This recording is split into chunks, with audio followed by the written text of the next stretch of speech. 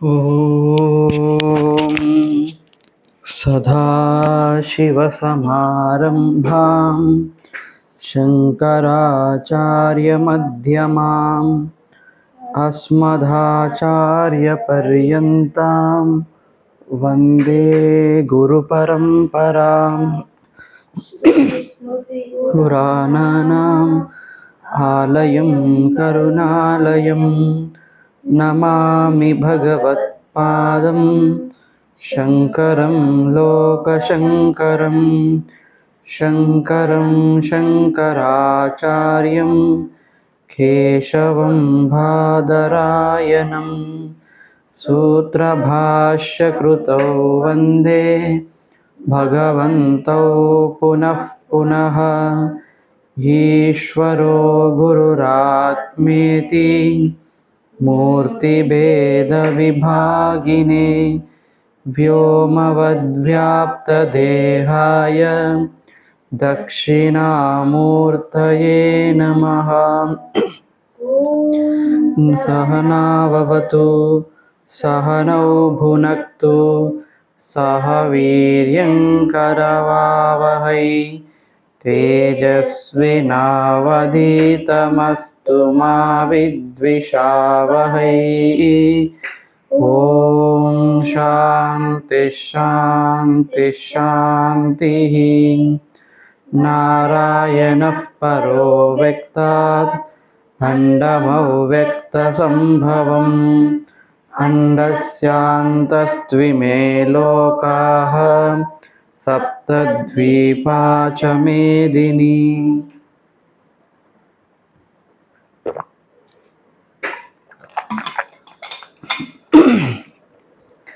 నా సతో విద్యతే భావో నా భావో విద్యతే సతః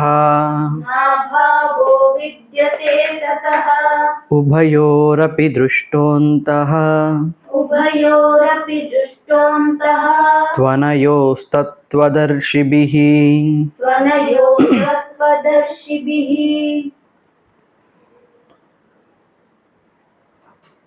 మాత్రా స్పర్శ 14వ శ్లోకంలో ఏమన్నారు భాష్యకారు శ్రీకృష్ణ పరమాత్మ?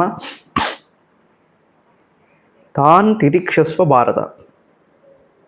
వేటిని తితిక్ష, వేటిని సహించాలి? శీతోష్ణ సుఖదుఖాలు. మాత్రా స్పర్శా శీతోష్ణ సుఖదుఖదాహ. ఇంద్రియాలు మరి ఇంద్రియ విషయాలు రెండు కలిసి దాహ గివర్స్ ఇచ్చేవి.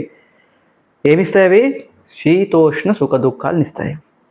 అంటే అపోజిట్స్, ద్వంద్వాలు. ఏంటి? శీతము ఉష్ణము, సుఖము దుఃఖము, రాగము ద్వేషము, మానము అవమానము. ఇవన్నీ కూడా ఏంటి? ద్వంద్వాలు, అపోజిట్స్. వీటినన్నింటి కూడా ఏమిస్తున్నాయంటే మాత్రా స్పర్శాలు, ఇంద్రియాలు ఇంద్రియ విషయాలు వాటి యొక్క సంయోగమే వీటిని ఇస్తున్నాయి అన్నారు. ఎందుకు టాపిక్ వచ్చిందంటే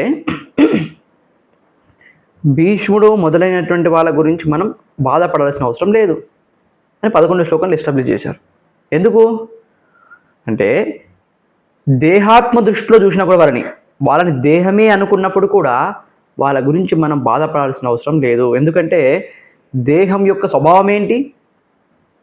దహనయోగ్యత్వా దేహ. దహనానికి యోగ్యమైనటువంటి కట్టె ఏదైతే ఉందో దాన్ని మనం దేహం అని పిలుస్తున్నాం. శీర్యమానత్వాత్ శరీర. శీర్యమానం అంటే డిసింటిగ్రేట్ అవ్వడం, క్షీణించిపోయేటువంటిది, క్షయమయ్యేటువంటిది ఏదైతే ఉందో అది శరీరం. మరి దాని స్వభావమే అది అయింది కాబట్టి స్వభావాన్ని మార్చడానికి అవుతుందా? నీరెందుకు చల్లగా ఉంది, వేడిగా నీరు ఉండాలి, నిప్పు చల్లగా ఉండాలి, స్వభావాన్ని మనం మార్చాలని ప్రయత్నం చేస్తాము? చేయము. ఎందుకంటే స్వభావం మనకు క్లియర్. నిప్పు ఎప్పుడు కూడా వేడిగానే ఉంటుంది, నీరు ఎప్పుడు కూడా చల్లగానే ఉంటుంది అనేటువంటి స్వభావం మనకు ఎప్పుడు క్లియర్. ఈ విషయంలో మనకు సంశయం లేదు. దాన్ని మార్చాలనేటువంటి తాపత్రయం కూడా మనకు లేదు. అగ్నిని చల్లగా చేయాలి, అగ్ని ఎప్పుడు కూడా మన మూర్తి చల్లదనం ఇవ్వాలి అని మనం అనుకోము. నీరు లేదా ఐస్ ఎప్పుడు కూడా మనకు వేడిని ఇవ్వాలి అని మనం ఎప్పుడు కూడా కోరుకోము. ఎందుకంటే దాని యొక్క స్వరూపము, దాని స్వభావం గురించి మనం క్లియర్గా ఉన్నాం. అందుకే ఇక్కడ అంటున్నారు దేహం కూడా అటువంటిదేనయ్యా. దేహం యొక్క స్వభావం ఏంటి? నశించిపోవడం, రోజు రోజుకి నశించిపోవడం. క్షీణించిపోవడం, క్షేమైపోవడం అనేది దేహం యొక్క స్వభావం, శరీరంది. మరి అటువంటి శరీరం ఎవరు? భీష్ముడు మొదలైనటువంటి శరీరాలు అంటున్నావు కదా, ఆ శరీరాలు ఏదో ఒక రోజు పోయేవి. కాబట్టి జ్ఞాని అయినటువంటి వాడు అవి పోతుంటే కూడా దాని గురించి బాధపడడు. ఏ విధంగానైతే వ్యావహారిక జీవనంలో కొంచెం బుద్ధి ఉన్నటువంటి వాడు, మనిషిని పుట్టి కొంచెం బుద్ధి ఉన్నటువంటి వాడు, కొంచెం తెలివినటువంటి వాడు నిప్పు చల్లగా ఉండాలని ఏ విధంగానైతే ఏడవడో, ఐస్ వేడిగా ఉండాలని ఏ విధంగా అయితే కోరుకోడో, అదేవిధంగా పారమార్థిక జ్ఞానం కలిగినటువంటి వ్యక్తి, ఆత్మజ్ఞానం కలిగినటువంటి వ్యక్తి శరీరాలు పోతున్నా కూడా వాటి గురించి బాధపడడు. అంటే మరణం గతాసూన్ గత ప్రాణాలు పోతుంటే కూడా వాళ్ళ గురించి బాధపడడు. అంతేకాదు అగత ప్రాణాన్, అగతాసూన్ అంటే అగత ప్రాణాన్, అసూన్ అంటే ప్రాణం, గత అంటే పోయింది, అగత అంటే పోనిది, ఉన్న వాళ్ళ గురించి కూడా బాధపడడు. ఉన్న వాళ్ళకి జ్వరం వస్తే కూడా బాధపడడు. ఎందుకంటే దేహంకి వరకు జ్వరం దేనికి వస్తుంది? మైండ్కి వస్తుందా? దేహంకే వస్తుంది. కాబట్టి దేహం యొక్క, ఇంద్రియాల యొక్క, మనస్సు యొక్క స్వభావం ఏముందో, దానికి దేనికి యోగ్యమైందో, రోగానికి యోగ్యమైందా, సుఖానికి యోగ్యమైందా, అవన్నీ కూడా దాంట్లో కలుగుతూ ఉంటాయి అని తెలుసుకున్నటువంటి వ్యక్తి బ్రతికున్నటువంటి వాళ్ళ లోపల ఎటువంటి వికారాలు మార్పులు వస్తున్నా చనిపోయిన వాళ్ళ గురించి కానీ బాధపడడు. అంతేకాదు ఇంకోటి ఏమన్నారు, వాళ్ళు ఏదో దేహం అనేటువంటి యాంగిల్లోనో ఈ యాంగిల్ నిత్యము అనిత్యమైనటువంటి యాంగిల్లో చూడకయ్యా, అసత్యం గురించి చూడు. ఈ దేహాలన్నీ కూడా ప్రపంచం మొత్తం కూడా ఏదైతే నువ్వు అనుకుంటున్నావో, అనిత్యమైన ప్రపంచం చూస్తున్నావో, ఈ సత్యం అనుకుంటున్నావా? సత్యం అంటే ఎప్పటికీ ఉండాలి. ఒక కాలంలో ఉండే, ఒక కాలంలో పోయేది నిత్య. కాబట్టి ఈ దేహాలు, భీష్ముడు మొదలైనటువంటి నామరూపాలు ఏవైతే ఉన్నాయో, నామరూపాత్మక జగత్తు మొత్తం ఒక ఉపనిషత్తులో వస్తుంది, వాచారంభన వికారో నామధేయం. వాచారంభనం వికారో నామధేయం. వికార అంటే అన్ని ప్రపంచంలో ఉన్నటువంటి సమస్త వస్తువులు, సమస్త వస్తుకోటిని కూడా మనం వికారం అన్నాం. వికారం అంటే కార్యం. ఇంతకుముందు చూసాం ఇదే భాషలో, వికారం అంటే కార్యం అన్నాం. వికారం అంటే ఇంతకుముందు అక్కడ చేంజ్, మాడిఫికేషన్, చేంజ్ అని చూసాం, పరిణామం అని. ఇంకొకటి కార్యం అని వస్తుంది. కాబట్టి వికారం అంటే కార్యం. వికార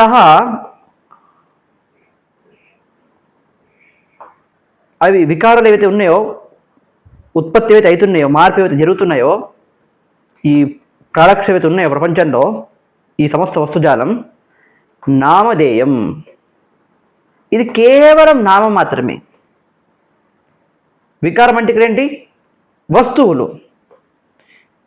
వస్తువు ఈ విధంగా తయారైంది కాబట్టి, ఒక మట్టి నుంచి ఈ విధంగా తయారైంది కాబట్టి నామధేయం. వికారం అంటే ఏంది? వస్తువు, ప్రోడక్ట్, ఉత్పత్తి అయినటువంటి వస్తువు, ప్రోడక్ట్ని మనం వికారం అన్నాం. అయితే ఈ వికారము ఏదైతే తయారైందో, ఏ రూపంలో ఉందో, ఆ రూపాన్ని బట్టి మనం ఏమని పేరు ఇచ్చాము? కుండ. ఇది ఒక వికారం, కుండ అనేది ఒక వికారం. దానికి ఒక నామం ఇచ్చాం, కుండ అని.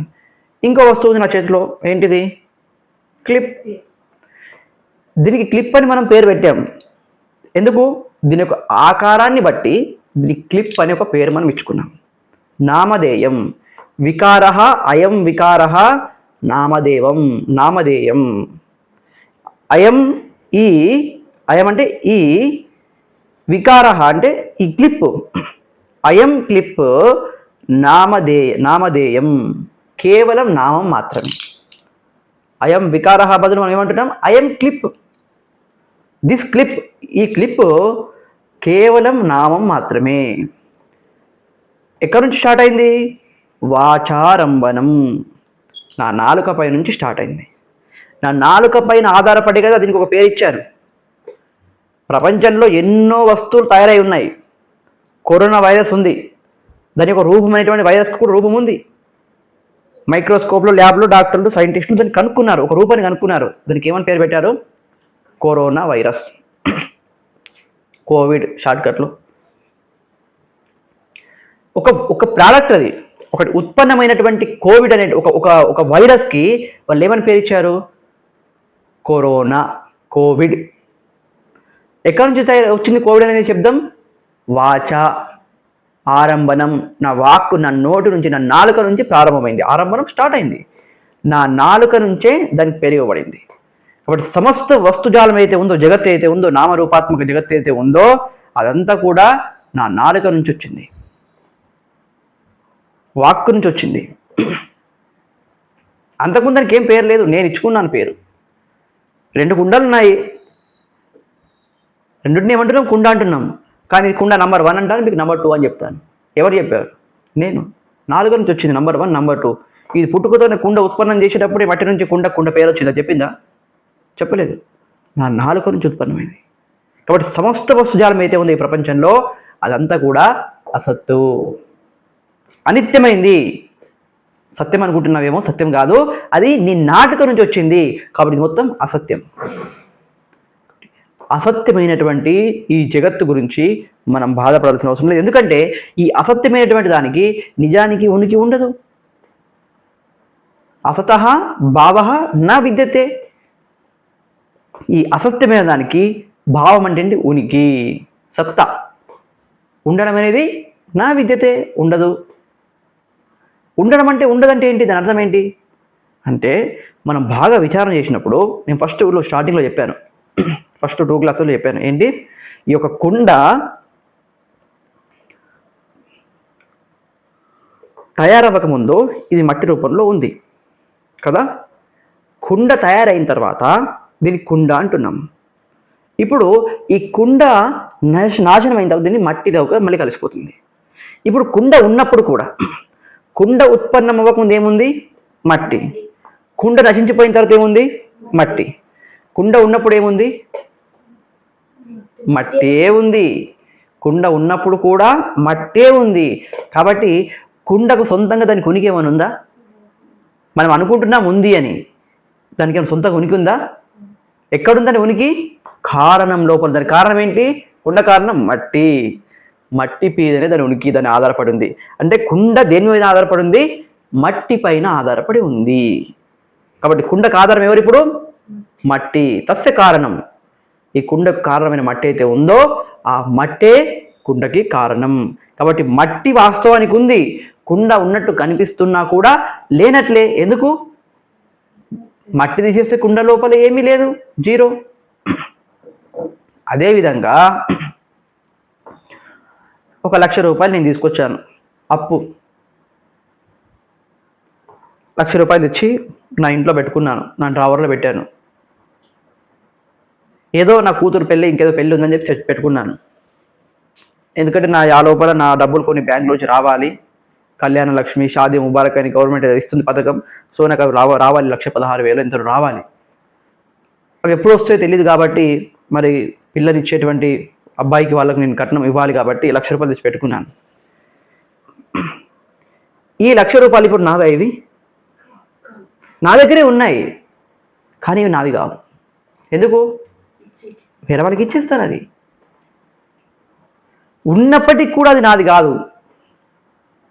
ఉన్నట్టే కనిపిస్తుంది, నా చేతిలోనే కనిపిస్తుంది, నా ఇంట్లోనే, నా డ్రావర్లోనే, నా లాక్ పెట్టుకొని ఉంచాను, కానీ ఆ 1,00,000 రూపాయలు నావి కావు.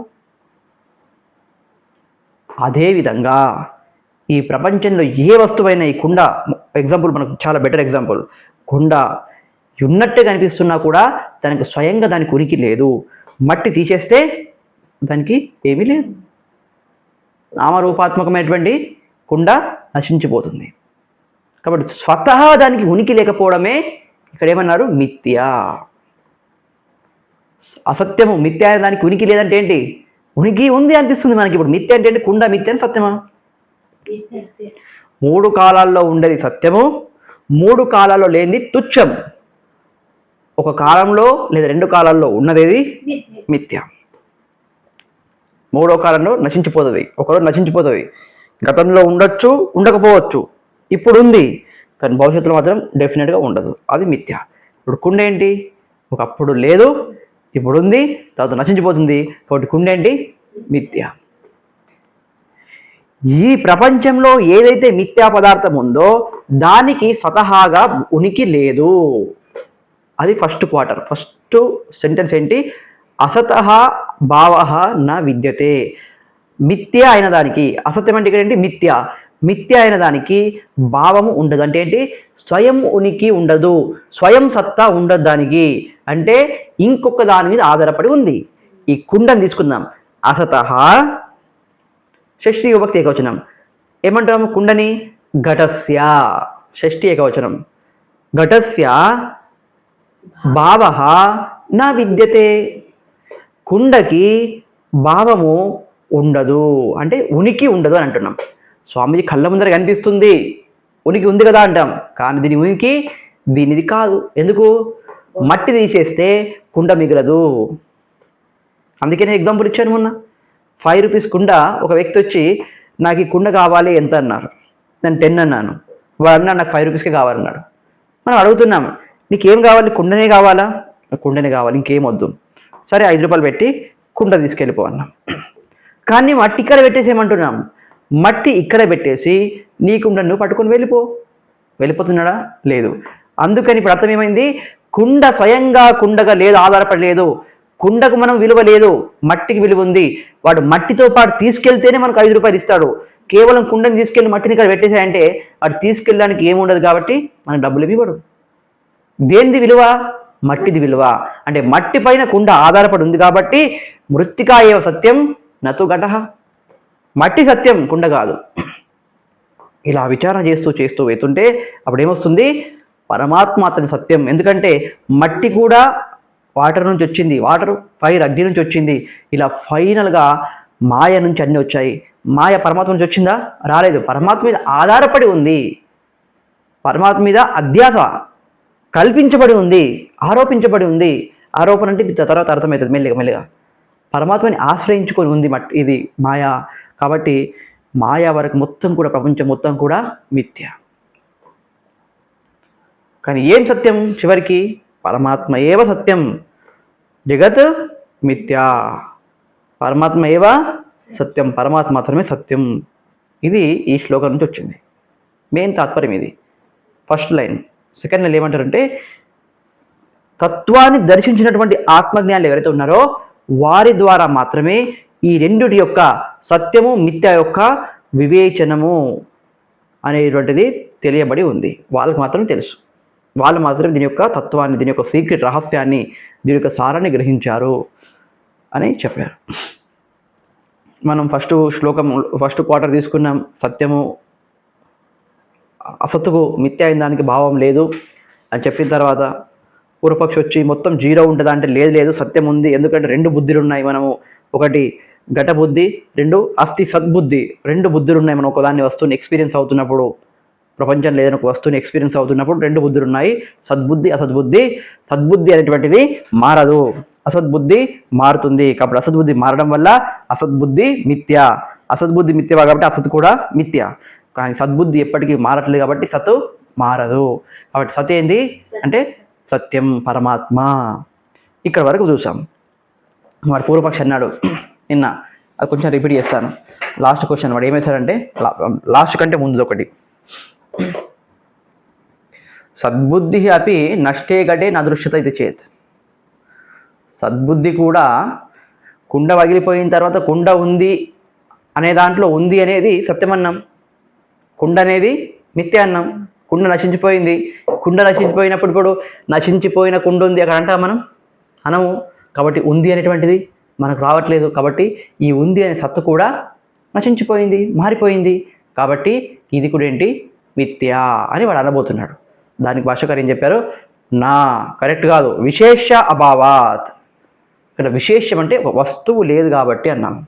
నేను చెప్పాము ఒక వస్తువు ఉంటే దాన్ని ఎక్స్పీరియన్స్ అవ్వచ్చు. ఏంటి? బకెట్లో వాటర్ ఉన్నదనుకోండి, అప్పుడు సూర్యుని యొక్క ప్రతిబింబాన్ని మనం ఎక్స్పీరియన్స్ అవుతాము.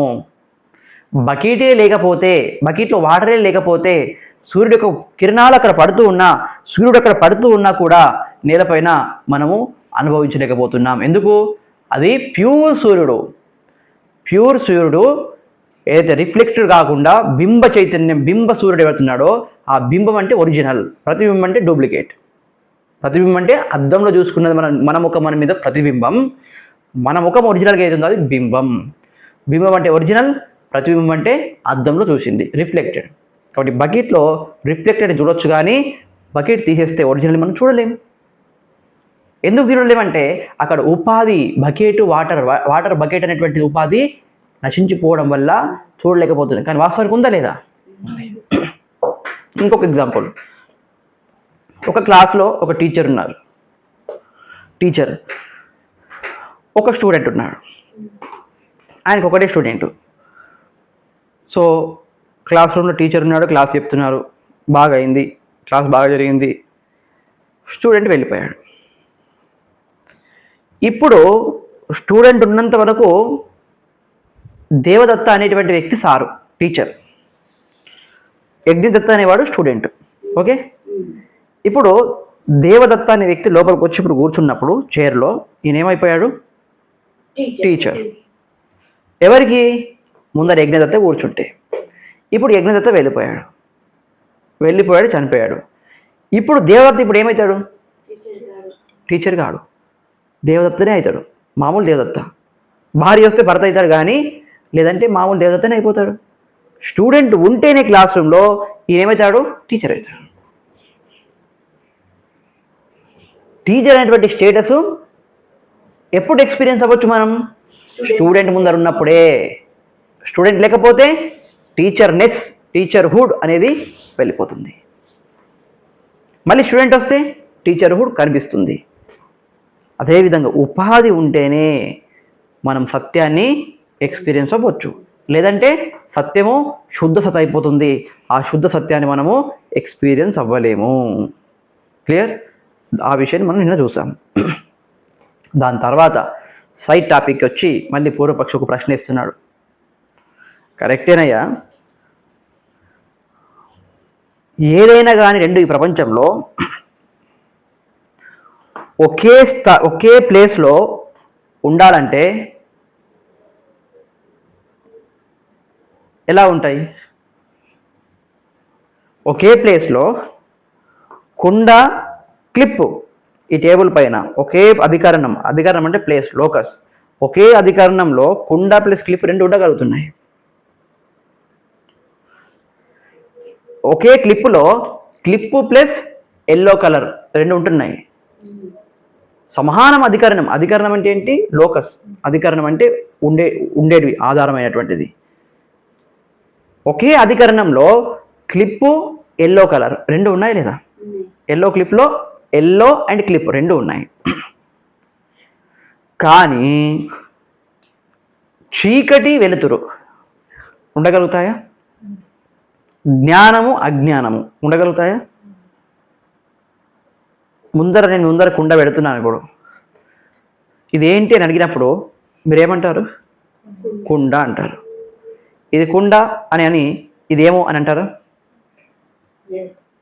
జ్ఞానము, అజ్ఞానం. కుండ అనే జ్ఞానము, ఇదేమో అనే అజ్ఞానము రెండు ఉంటాయా? ఉండవు. ఐదర్ జ్ఞానం ఆర్ అజ్ఞానం, రెండోట్లకు ఏదో ఒకటి ఉంటుంది. ఒకటి లేకుండా ఇంకొకటి ఉండదు కదా. పూర్వపక్షం ఏమంటాడంటే అయం ఘటః, ఈ కుండ, ఇక్కడ కుండ ఉంది అని అంటున్నాం కదా. ఈ కుండ అనేది మిథ్య అంటున్నారు మీరు. ప్రపంచంలో ఏదైనా మనం ఒక అనుభవం పొందుతున్నప్పుడు రెండు అనుభవాలు పొందుతున్నాము. ఒకటి సత్యము, రెండు మిథ్య. కుండ ఉంది, కుండ ఉంది అనే దాంట్లో ఏ సత్యం? ఉంది సత్యం. కుండ అసత్యం, మిథ్య కదా. ఇప్పుడు మిథ్యా సత్యము రెండు ఒకే దగ్గర ఎలా ఉండగలుగుతాయి? ఎందుకంటే సత్యం అంటే మిథ్య అంటే రెండుకి అపోజిటే కాదు. ఇవి రెండు. చీకటి, వెలుతురు, జ్ఞానము, అజ్ఞానం ఏ విధంగా అయితే అపోజిటో, సత్తు, అసత్, సత్యం, అసత్యం రెండేంటి? అపోజిట్. అపోజిటు రెండు ఎలా ఒకే దగ్గర ఉండగలుగుతాయి? ఉండలేవు అని పూర్వపక్షి ప్రశ్న. క్లియర్? అది ప్రశ్న. దాని ఒకసారి ప్రశ్న చదువుదాం. చదివిన తర్వాత మనం ఆన్సర్కి వెళ్దాం. ఏకాధికరణత్వం ఘటాది విశేషాభావే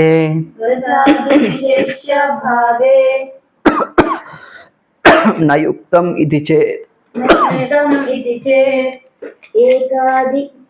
ఏకాధికరణత్వం ఘటాది విశేషాభావే యుక్తం ఇది చేత్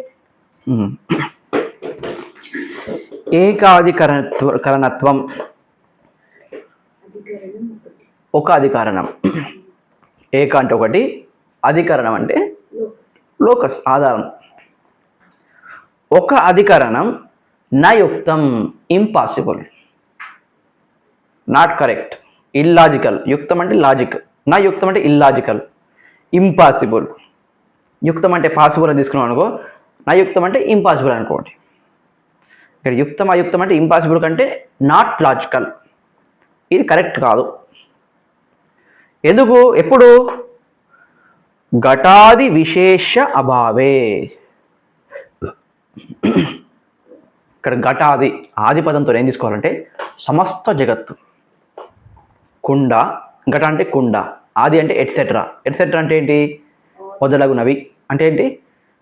మట్టి, అగ్ని, జలము, వాయువు, ఆకాశము, మాయ, golden chain, golden ring, clip, mic, కుష్టు రోగి, ఎయిడ్స్ రోగి, రాజు, సైనికుడు, సేవకుడు, చెట్టు, పాము, పస్ చీము, ఆరోగ్యము, అనారోగ్యము, సుఖము, దుఃఖము, చలి, ఎండ, ప్రపంచంలో ఏమైతే మనం అనుభవిస్తూ ఉన్నామో, ప్రపంచంలో మనం అనుభవించకుండా ఏవైతే ఉన్నాయో ఇవి అన్నీ కూడా ఆది అనే శబ్దంతో వస్తున్నాయి, కవర్ అయిపోతాయి. అంటే ఏంటి? ఒక రకంగా చెప్పాలంటే సమస్త జగత్తు, ఈ జగత్తులో కలిగేటువంటి సుఖ దుఃఖ అనుభవాలు, శీతోష్ణ అనుభవాలు ఏవైతే ఉన్నాయో ఇవి అన్నీ కూడా సత్యముతో పక్కన ఉండలేవు. ఎప్పుడు? అభావే. ఇప్పుడు జ్వరం పోయింది అనుకోండి, జ్వరం ఉంది అన్నాం. జ్వరం పోయిన తర్వాత జ్వరం ఉంది అన్న దాంట్లో ఉంది పైన జ్వరం అనేది ఆధారపడి ఉందన్నాం. జ్వరం పోయిన తర్వాత జ్వరం దేని మీద ఆధారపడింది? పోయింది చెప్పలేం. ఉంది అనే దాని పక్క ఉందని చెప్పలేం. జ్వరం అనేది మిథ్య. ఎందుకు? వచ్చింది పోయింది. జ్వరం ఉంది, ఆరోగ్యం ఉంది. జ్వరం అనే అనారోగ్యం ఉంది, మళ్ళీ ఆరోగ్యం ఉంది. అనారోగ్యం ఉంది, ఆరోగ్యం ఉంది అన్నప్పుడు ఉంది అనేది కామన్గా ఉంది, స్థిరంగా ఉంది. సత్యం అనేది మారదు, అలా ఉంటుంది ఎప్పటికీ. కానీ జ్వరము అనే అనారోగ్యము, మళ్ళీ ఆరోగ్యము, ఇవి రెండు మారుతున్నాయి. కాబట్టి ఇవి రెండు, జ్వరం అనేటువంటిది అది ఆరోగ్యం అనేటువంటిది, అనారోగ్యం అనేది మిథ్య, ఉంది అనేది సత్యం. జ్వరం ఉంది అన్నప్పుడు జ్వరం అనేటువంటిది మిథ్య, ఉంది అనేది సత్యం. ఆరోగ్యం ఉంది అన్నప్పుడు ఆరోగ్యం అనేది మిథ్య, ఉంది అనేది సత్యం. ఇవి రెండు ఒకే దగ్గర ఎలా ఉంటాయి? సత్యం మిథ్య ఉండగలుగుతాయా? ఉండలేవు. నేను జ్వరం అనే ఎగ్జాంపుల్ ఇచ్చినాను. కుండ ఉంది, బైక్ ఉంది, బస్సు చీము ఉంది, ఏదైనా తీసుకోండి, ఇవన్నీ ఉంది అనేది తప్ప మిగతానే మారుతున్నాయి కదా. ఈ మారేవన్నీ కూడా మిథ్య. ఇవి సత్యంతో ఏ విధంగా ఒకే అధికరణంలో ఉంటాయి? ఉండలేవని వాడు క్వశ్చన్. ఎందుకు? చీకటి వెలుతురు రెండు విరుద్ధ స్వభావాలు, ఆరోగ్యం అనారోగ్యం విరుద్ధ స్వభావాలు. ఈ విరుద్ధ స్వభావాలు రెండు ఒకే దగ్గర ఎలా ఉంటాయి? ఏవి రెండు విరుద్ధ స్వభావాలు? మిథ్య, సత్యం. ఇవి రెండు ఒకే దగ్గర ఎలా ఉంటాయి? ఉండలేవు కదా అని వాడు క్వశ్చన్ వేశాడు. దానికి ఇప్పుడు భాష్యకారుల వారు ఆన్సర్ ఇస్తున్నారు. నా ఇదముదకం ఇతి మరీచ్ఛాదౌ అన్యతరా భావే అపి సామానాధికరణ్యదర్శనాత్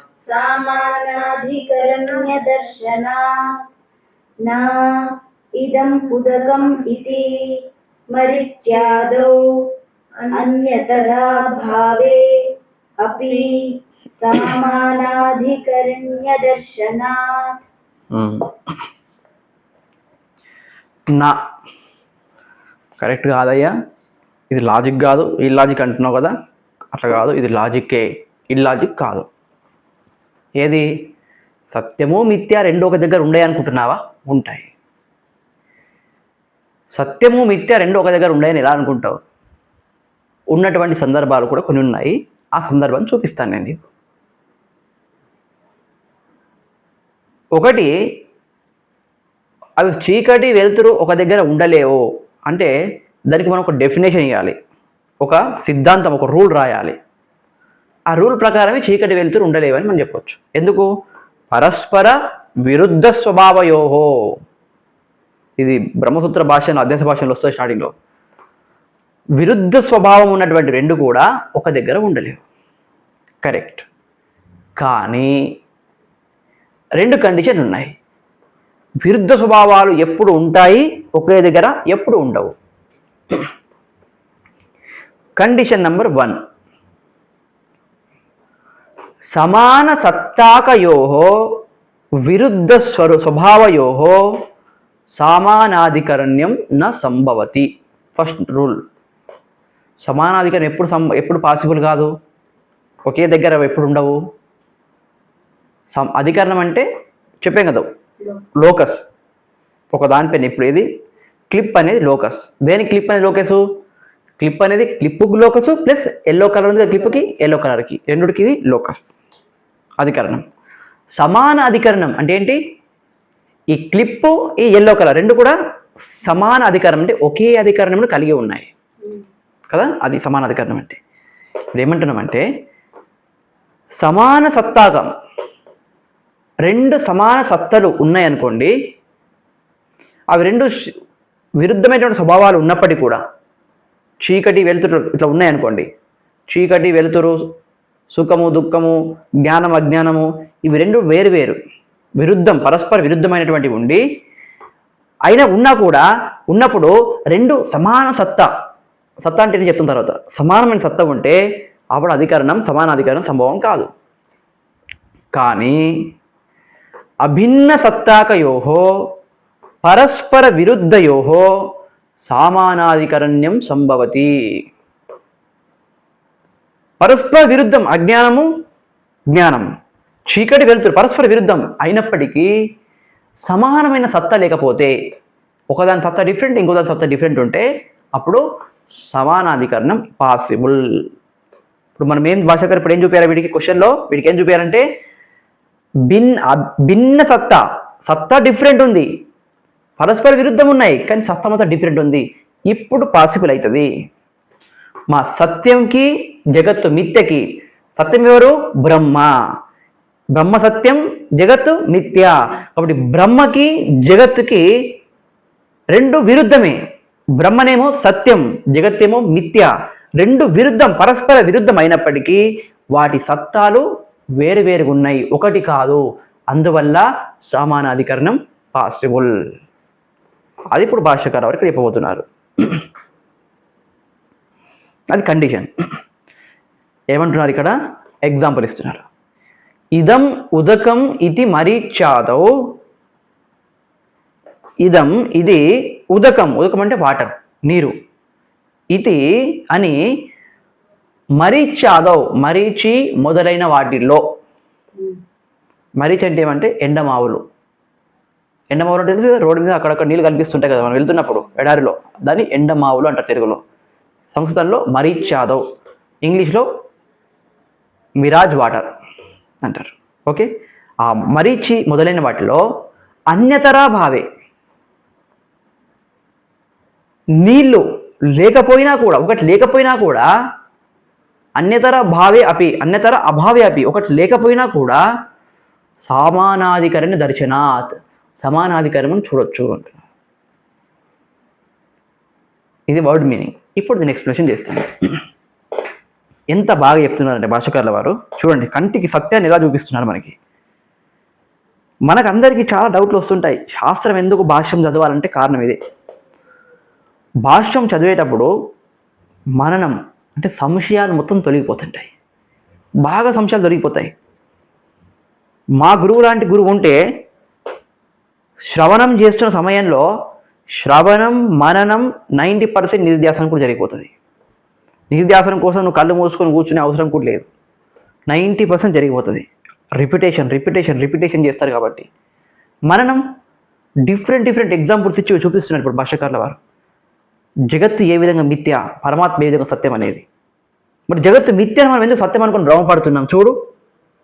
చూపిస్తున్నారు. ఎక్కడ? ఒక మంచి ఎడారి ప్రాంతం అనుకుందాం. ఇప్పుడు అంటే తార్ రోడ్, డాంబర్ రోడ్ ఉంది.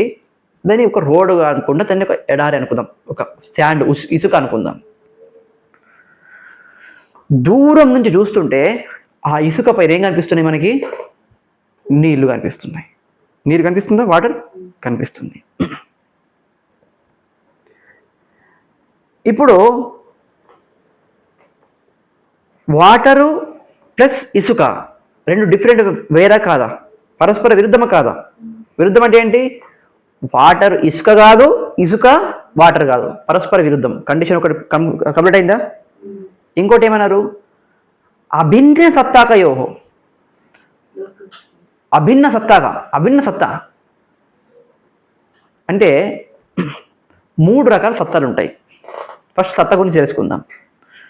ఒకటి వ్యావహారిక సత్యం. సత్తా అంటే సత్యం, సత్తా అనుకోండి, సత్యం అన్న సత్తా అని ఒకటి. వ్యావహారిక సత్యం. 2 ప్రాతిభాసిక సత్యం. 3 పారమార్థిక సత్యం. ఆర్డర్ని మనం ఇప్పుడు మారుద్దాం. ఫస్ట్ నేను వ్యావహారికను కదా, ఫస్ట్ ప్రాతిభాసిక తీసుకుందాం.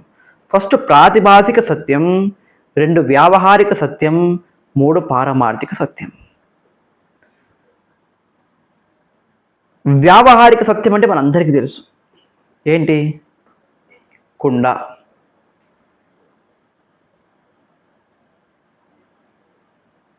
మన కళ్ళతోని దీన్ని అనుభూతి చెందుతూ, ఇంద్రియాల చేత్తో ముడుతూ, మనకు ఇంద్రియాలకు గ్రాహ్యమైంది, మన కళ్ళ ముందరుంది. ఇది వ్యావహారిక సత్యం. క్లియర్?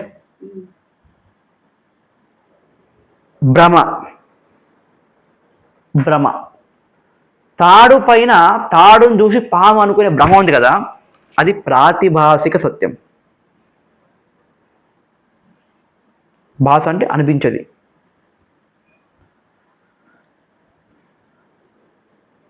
ఇంకొకటి స్వప్నం, కళ ఉందా?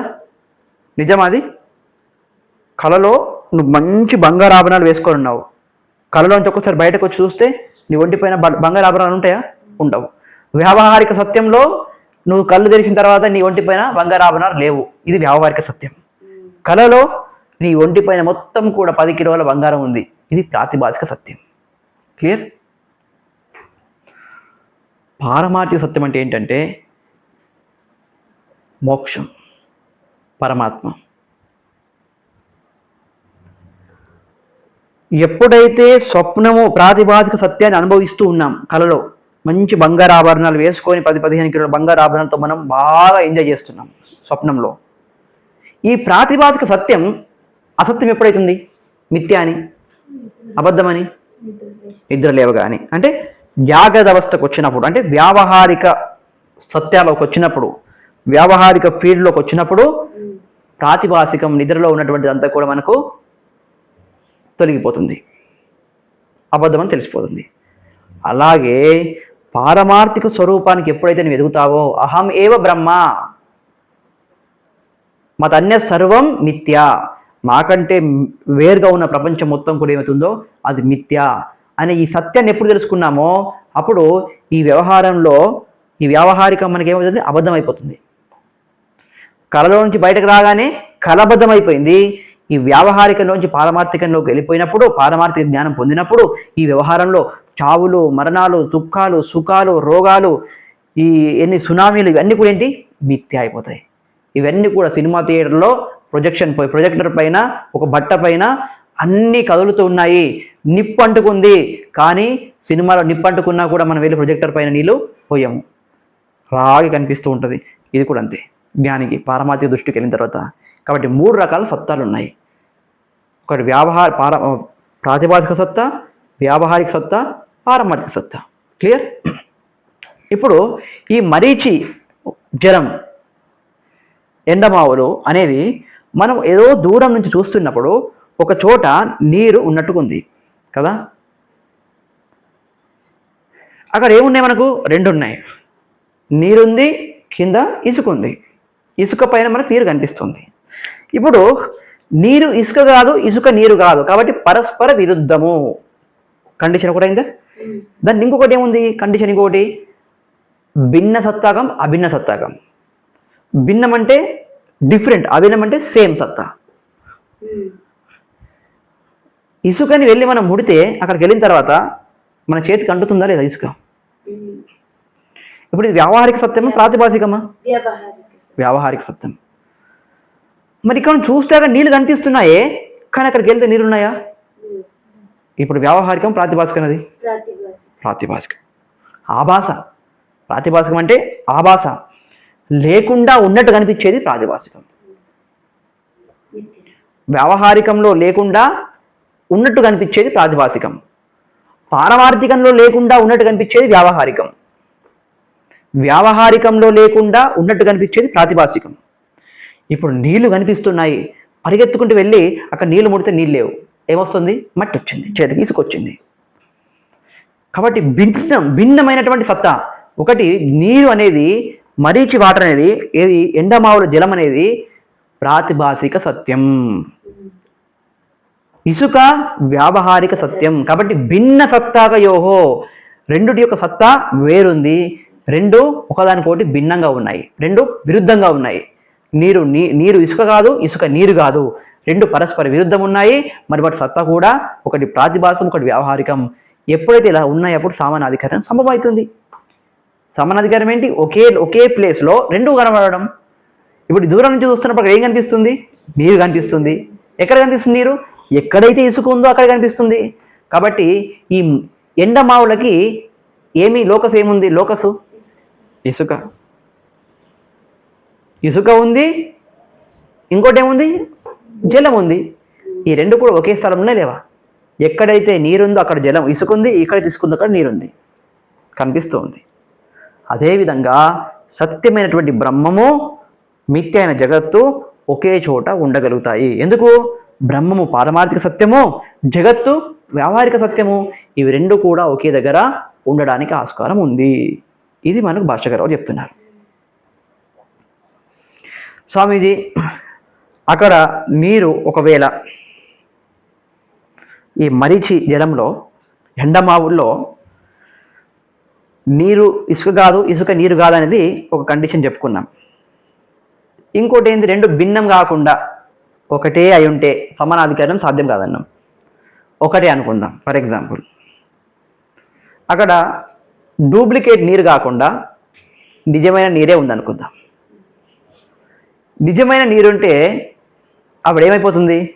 ఇసుక తడిగైపోతుంది. అయిపోదా? ఇసుక లోపల ఇప్పుడు ఏముంది? తడితనం ఉంది. నీళ్ళ లోపల ఏముంది? తడితనం ఉంది. రెండు లోపల తడితనం ఉన్నప్పుడు రెండు ఒకే స్వభావం అయిపోయినాయి. కాబట్టి నీరు ఇసుక ఇప్పుడు సపరేట్ అయిపోతుందా? కాదు, ఒకటి అయిపోతుంది. క్లియర్? అప్పుడు అక్కడ ఒక అధికారం ఎట్లా వస్తుంది? రాదు కదా. నీరే ఇసుకలాగా అయిపోయి ఉంది. ఇప్పుడు నీరు అనేటువంటిది ఇసుకని తడిపేస్తుంది, ఇసుక యొక్క గుణాన్ని నాశనం చేస్తుంది. ఇప్పుడు బ్రహ్మము జీవుడు జగత్తు అనుకున్నప్పుడు, బ్రహ్మము జగత్తు అనుకున్నప్పుడు, ఒకవేళ బ్రహ్మము జగత్తు రెండు కూడా సేమ్ వ్యవహారికము పారమార్థిక రెండు సేమ్ అనుకుంటే అప్పుడు ఏమవుతుంది? ఇసుక అనేది వ్యావహారికం, హయ్యర్ డిగ్రీ, హై లెవెల్. ఎందుకు? వ్యావహారికం. పారమార్థికం లో లెవెల్, వ్యావహారికం మిడిల్ లెవెల్, పారమార్థికం ప్రాతిభాసికం లోవర్ లెవెల్, లోవర్ డిగ్రీ, వ్యావహారికం మిడిల్ డిగ్రీ, పారమార్థికం హయ్యర్ డిగ్రీ. ఇట్లా మూడు పెట్టుకుందాం మనం. ఇది మన అండర్స్టాండింగ్ పర్పస్. ఇప్పుడు ప్రాతిభాసికం వ్యావహారికం తీసుకున్నాను. ఇప్పుడు ఇది లో ఏది? హై ఏది? ప్రాతిభాసికంలో, వ్యావహారికం హై. ఇప్పుడు మన ఎగ్జాంపుల్లో మిరాజ్ వాటర్లో, ఎండమావుల్లో ప్రాతిభాసికం ఏది? జలం. వ్యావహారికం ఏది? ఇసుక. ఇప్పుడు ఇసుకది ఎక్కువ ఉందా డిగ్రీ? జలంది ఉందా? ఇసుకది కదా. ఇప్పుడు ఇసుకది ఎక్కువ కాబట్టి ఈ ఎండమావులు దూరం నుంచి నీకు కనిపిస్తున్నాయి, అక్కడ నీళ్ళు ఉన్నట్టు. దగ్గరికి వెళ్ళి చూసిన తర్వాత అక్కడ నీళ్ళు ఉంటాయా? నీకు దూరం నుంచి కనిపించిన నీళ్ళు కరెక్ట్ ఒక గీత గీసుకొని వెళ్ళు, అక్కడ చూడు, మళ్ళీ అక్కడ నీళ్ళుంటే కనిపిస్తుంది. వచ్చిన తర్వాత ఆ గీత దగ్గరకు వచ్చి చూడు, అక్కడ ఉన్న ఇసుకకి ఏమైనా ఎఫెక్ట్ అయిందా? నీటి యొక్క గుణం ఏంటి? తడిగా ఉండడం. ఇసుకని తడిపేసిందా? తడపలేదు కదా. అంటే హయ్యర్ డిగ్రీలో ఉన్నదాన్ని లోవర్ డిగ్రీ అంటుకోలేదు. క్లియర్? సేమ్ దీన్నే మనం పారమార్థికంలో తీసుకెళ్ళాం. ఇప్పుడు వ్యావహారిక జగత్ ఉంది, పారమార్థిక బ్రహ్మం ఉన్నాడు, పరమాత్మ. వ్యావహారిక జగత్ ఏంటి? Lower degree. పారమార్థిక బ్రహ్మం ఏంది? Higher degree. ఇప్పుడు ఈ క్రిస్టల్ తీసుకుందాం. ఈ క్రిస్టల్ అయితే ఉందో బ్రహ్మము హయ్యర్ డిగ్రీ, దీని లోపల కలరు లోవర్ డిగ్రీ, వ్యావహారిక. ఇప్పుడు ఈ కలరు వచ్చింది, ఇంకో కలర్ వచ్చింది, ఇంకో కలర్ వచ్చింది, ఇప్పుడు ఇంకో కలరు, ఇలా 5-6 కలర్ వచ్చాయి. ఇప్పుడు కలర్ అన్నీ వెళ్ళిపోయాయి. క్రిస్టల్కి ఏమైనా ఎఫెక్ట్ అయిందా? ఆగలేదు. కలర్లు వచ్చిపోతున్నప్పటికీ క్రిస్టల్ని ఏ విధంగా అయితే అంటలేదు. ఎందుకు? క్రిస్టల్ అనేది higher degree, colour lower degree. Colour అనేది జగత్తు, క్రిస్టల్ అనేది బ్రహ్మము. బ్రహ్మము హయ్యర్ డిగ్రీ కాబట్టి, జగత్తు లోవర్ డిగ్రీ కాబట్టి, హయ్యర్ డిగ్రీలో ఉన్న బ్రహ్మముని టచ్ చేయలేవు. ఆ బ్రహ్మం ఎవరు? నేనై ఉన్నాను. కాబట్టి నేను ఎవరైతే ఆత్మ అంటున్నానో, ఈ ఆత్మ పరమాత్మ అయింది. ఈ పరమాత్మని ఈ సమస్త జగత్తులో ఉన్నటువంటి సుఖ దుఃఖాలు, రాగద్వేషాలు అంటలేవు. కాబట్టి అశోచ్యానన్వశోచస్వం, దుఃఖించదగని వారి కోసం మనం దుఃఖిస్తున్నాము. ఎవరు? నేను ఆత్మస్వరూపాన్ని తెలుసుకోకపోవడం వల్ల, నేను ఈ దేహము వ్యావహారిక సత్య అనుకోవడం వల్ల, వ్యావహారిక సత్త కోసం భీష్ముడు మొదలైనటువంటి వాళ్ళు ఎవరు? వ్యావహారిక సత్యం. ఏది? భీష్ముడి యొక్క ద్రోణుడి యొక్క దేహాదులు ఏంటి? వ్యావహారిక సత్యం. నా దేహం ఏంటి? వ్యావహారిక సత్యం. నేనేమనుకుంటున్నాను? నన్ను ఆత్మ అనుకుంటున్నానా, దేహం అనుకుంటున్నానా? దేహం అనుకుంటున్నాను. దేహము ప్లస్ దేహము, నా దేహము భీష్ముడి దేహము రెండు వ్యావహారిక సత్తలో ఉన్నాయి కాబట్టి ఒకదానికొకటి అంటుకుంటున్నాయి. అదే నేను కనుక నేను ఆత్మ అని అనుకుంటే, ఈ వ్యావహారిక సత్తలో ఉన్నటువంటి భీష్మద్రోణుల యొక్క సుఖ దుఃఖాలు, రాగము, ద్వేషము, జనన మరణాలు పరమాత్మ స్వరూపంలో నాకు అంటుతాయా? అంటావు. ఇది సత్యం. అందుకని ఇక్కడ చెప్తున్నారు సమానాధికరణ్యము అవుతుంది. ఎప్పుడు?